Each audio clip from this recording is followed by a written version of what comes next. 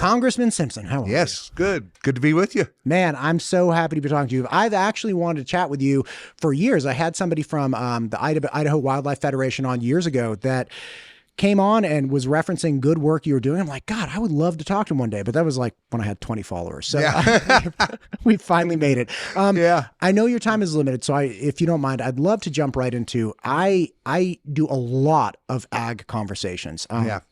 Spanning the spectrum in dairy. I had the sugar beet queen, Sam Parrott, on the other day. She was fantastic.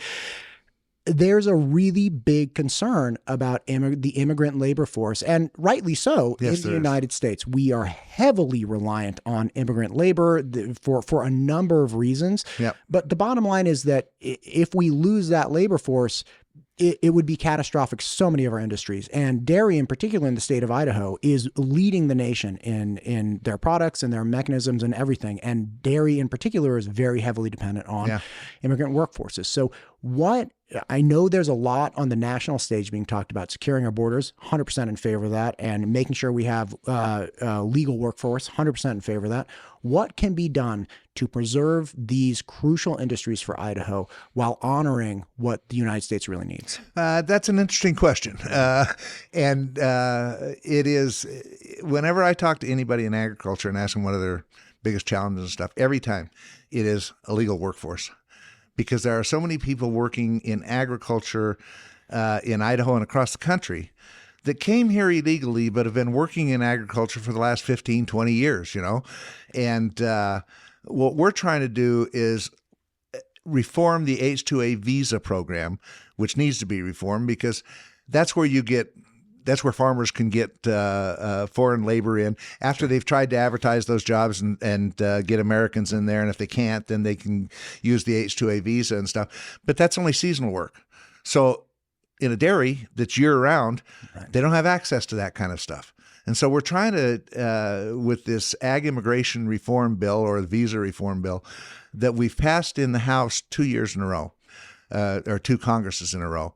Haven't been able to get it through the Senate yet, but we're working on it. But it's vitally important to agriculture. And we're not trying to give people amnesty, as some people would claim, or something like that. What we're doing is take these people that are here that essentially have grown up in America and worked in agriculture for a number of years. Give them, you bring them out of the woodwork, make sure they've paid their taxes. You fine them because they did commit a crime coming here illegally 20 years ago or whatever. And you make sure that they don't have a criminal background check, or that they do a criminal background check, they don't have crimes and stuff like that. Then you give a permanent green card so that they can come and go. If their mother dies in Honduras, if they're from Honduras or Mexico or wherever, they can go home to the funeral and then come back to their job. And so you legalize this workforce. It doesn't give them citizenship, but eventually they could apply for citizenship. Somebody told me it'd be like 18 years before they could do that or not, but they could apply for citizenship, but they don't get an advantage from doing it. They have to go to the back of the line just like anybody else would. And to me, that's a reasonable approach to trying to create a legal workforce. I talked to a guy who had a truck driver, worked for him for, I think it was 18 years, 18 or 19 years he's worked for him. Never had a problem at all. Guy went in to get his driver's license renewed. They renewed his driver's license. Next day they called him and said, "You forgot to fill out this one part of it. Could you come in and fill it out?" He said, "Sure." He came in the next day. The next time his wife and kids heard from him was like 3 days later, and he was in Mexico. That departed. That's not who we are. And so it is a challenge. The problem is what's been happening at the border have made it almost impossible to do any rational immigration reform. And this is a rational bill that I think will work, and I think we'll be able to sell it to the Trump administration, or hopefully we're going to be talking to them about it. But if you got rid of everybody that was here that is technically illegal, it would devastate our agricultural industry, not just in Idaho, but across the country. And, how much are you willing to pay for a gallon of milk? Man, that very, very well said.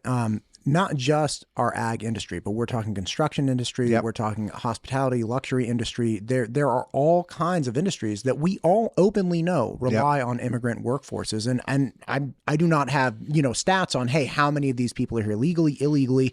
But the idea that it's like, hey, just do it the legal way. Yeah, that works for something that's like, okay, you got 6 months or you got like a 9-month time frame. Like, great, cows need to be milked 24/7, 365. That's just the way that industry goes. Maybe you have a little bit of a slowdown in the construction industry in the winter, but you're building houses year round, lest we want to exacerbate the housing crisis. Well, what you bring up is very interesting. It's not just agriculture where you ask them that what's your biggest challenge, and it's finding labor. Right. It's across every industry I talk to people. You go to Micron. One of their biggest challenges is finding people qualified to do this labor, And so it's with everybody.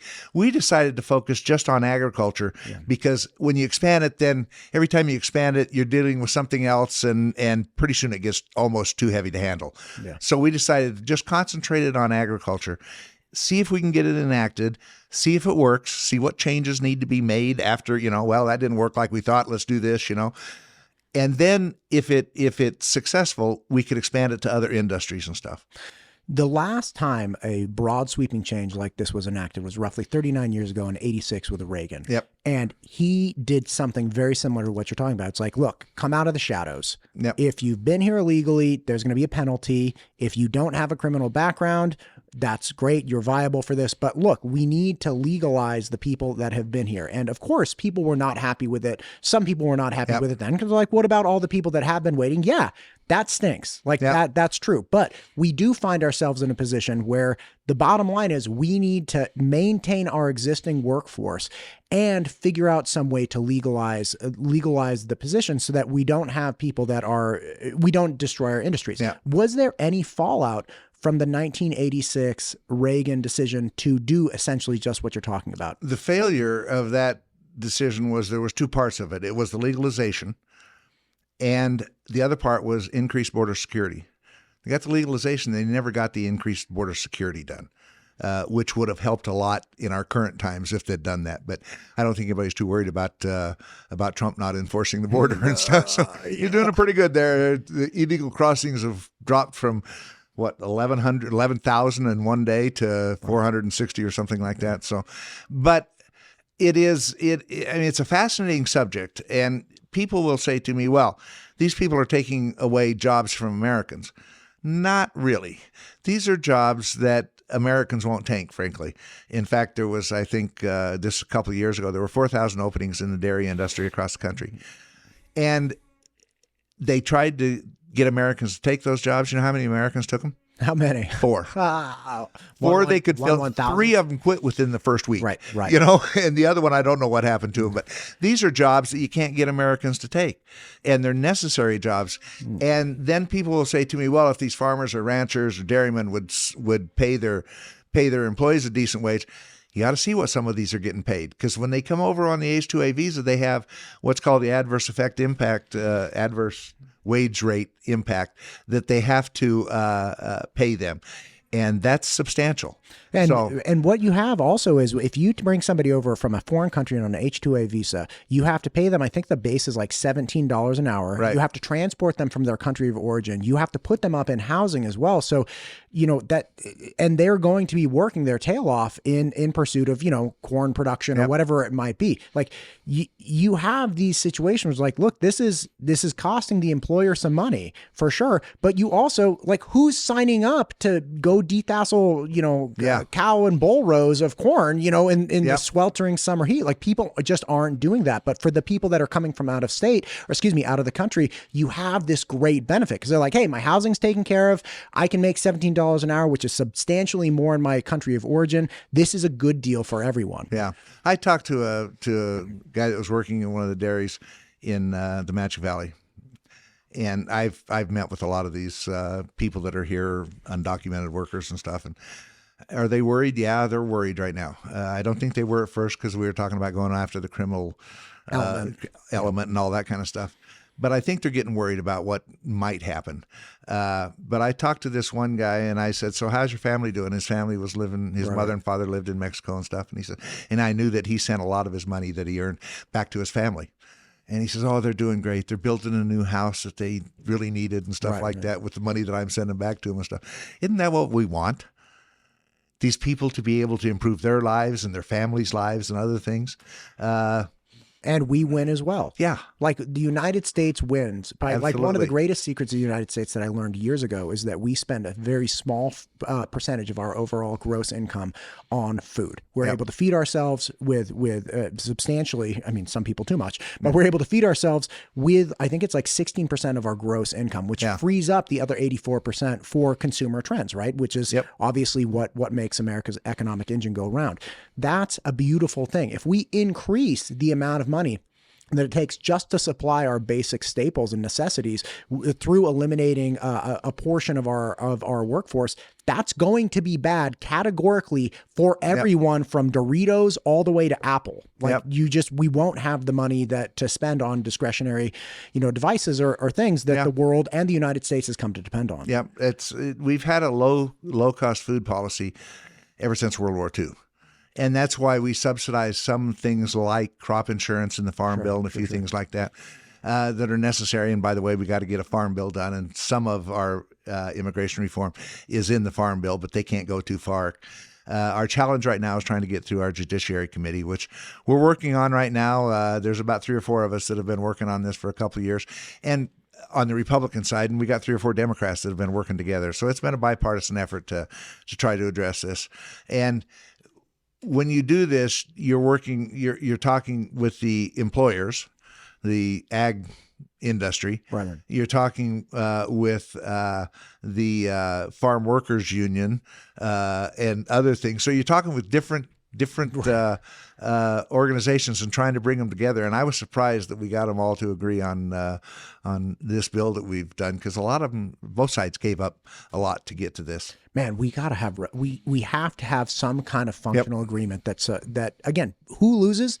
The United States citizen loses. Like I lose, my family loses. And, obviously workers lose as well. People from other countries lose. But at the end of the day, it's like, it's not good for anyone to stay in this position of flux and uncertainty.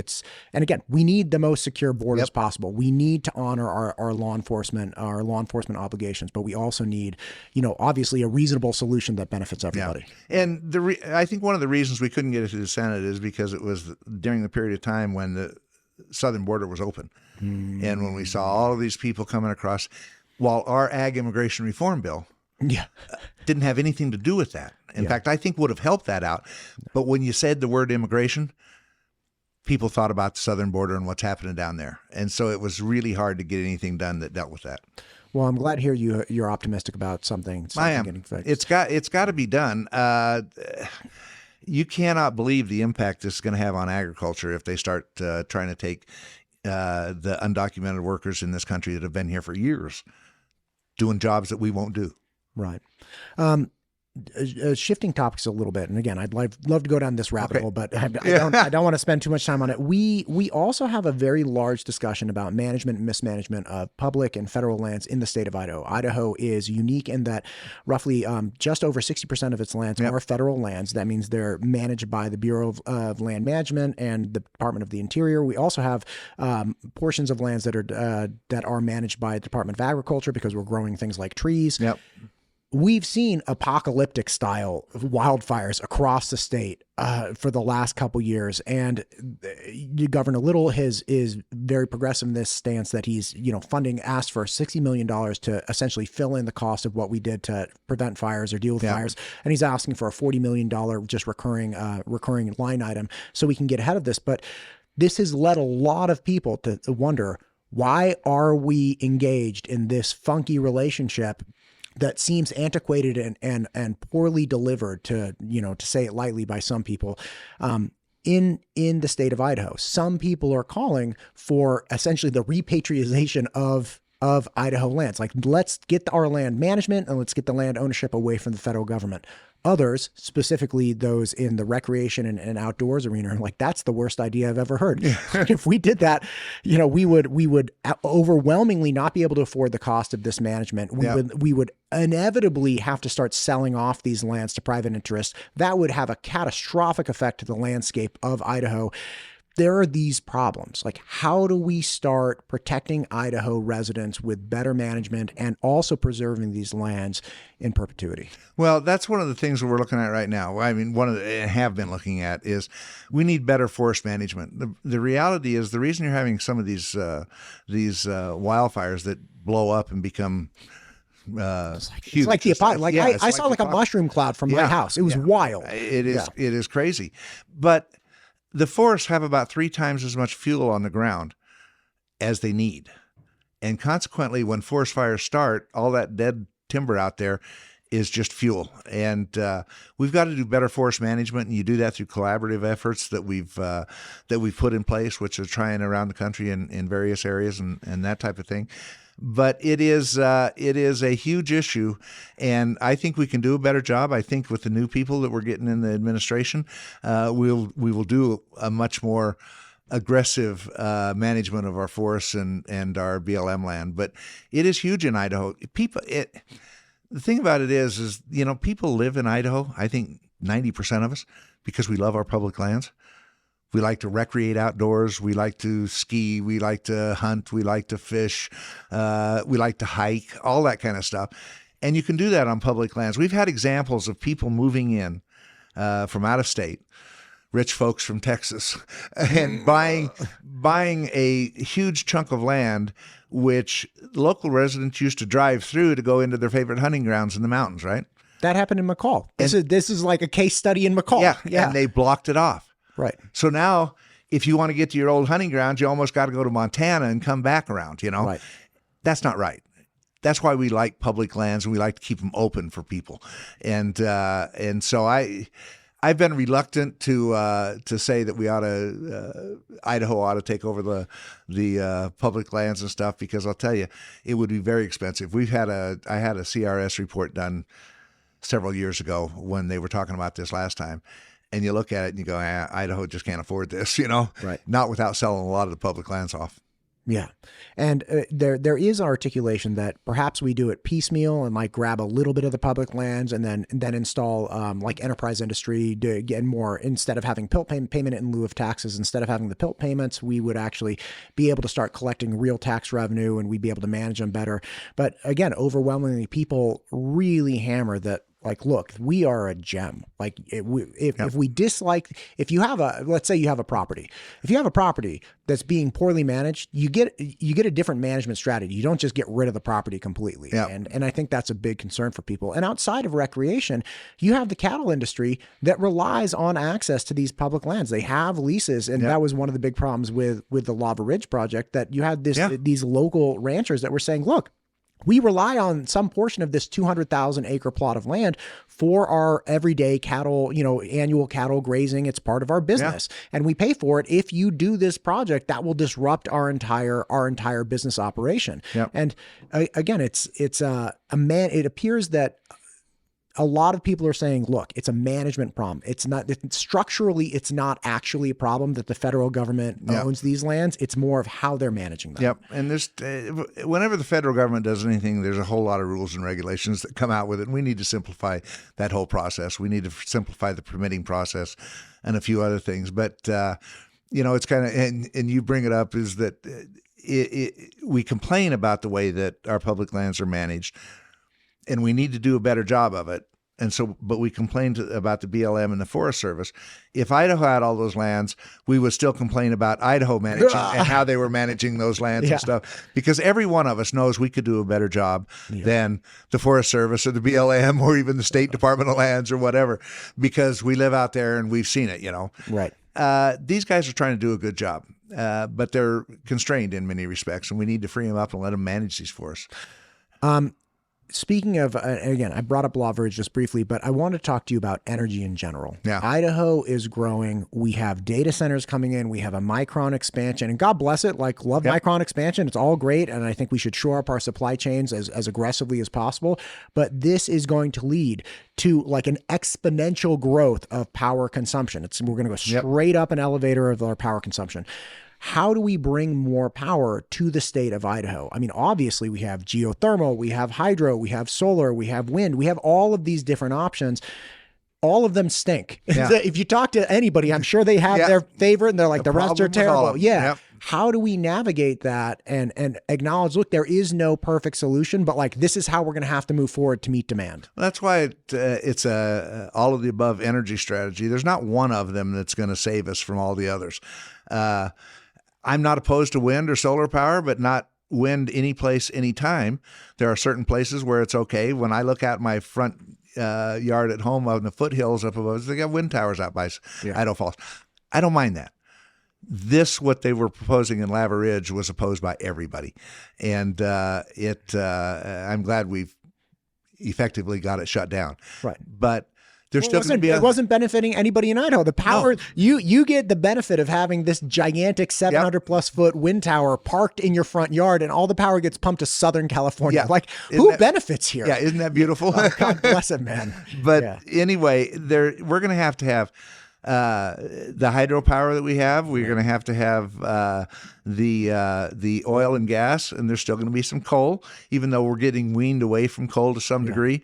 But nuclear power is going to be the one that's going to fill it in. If you really believe in climate change, and climate change is real, we have differences of opinion about the impact of it and that kind of stuff and what we can do to restrict it and stuff. But if you're going to stop putting carbon in the atmosphere, nuclear power is the way to do it. There's a challenge with how do you deal with the spent nuclear fuel and that kind of stuff. That's what the sites are working on and all of those types of things. But nuclear power can deliver all the energy we need. Oh my gosh. My apologies. There's believe it or not. Somebody must not agree with us.